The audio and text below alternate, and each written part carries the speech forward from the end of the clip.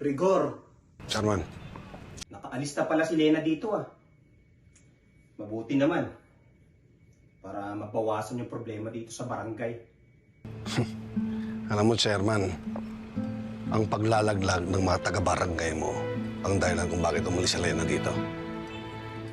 Sila din ang rason kung bakit nasa peligro ang trabaho ko. Nilaglag ka? Bungol ka ba? Baka ikaw yung naglaglag sa sarili mo. Kilala ka.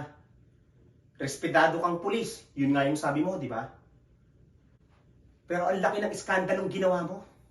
Sa bahay mo pa. Tapos magtataka ka. Na nilaglag ka. Sarili mo yung nanlaglag sa'yo. Ikaw ang gumawa ng lahat ng mga pagkakamali. Pakiramdam mo kasi napakabuti mong pulis eh. Pakiramdam mo, wala kang ginagawang mali. Eh kitang-kita naman eh. Sukat ba namang mag-uwi ka ng babae dyan sa bahay mo ay may asawa ka?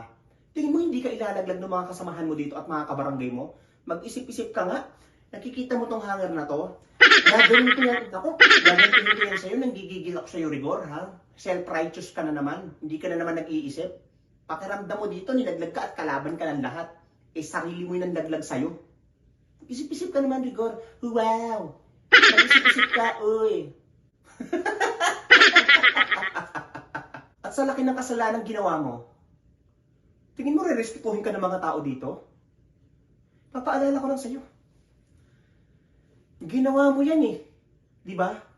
Ginusto mo yan. Panindigan mo. Huwag kang paninisi ng iba. Pag may ginagawa kang mali, ibang tao na naman ang sinisisi mo. Wow! Ibang tao ang sinisisi mo. Kasi nga, mabuti ka. Hindi ka gumagawa ng mali. Nanggigigil ako sa'yo. Ha?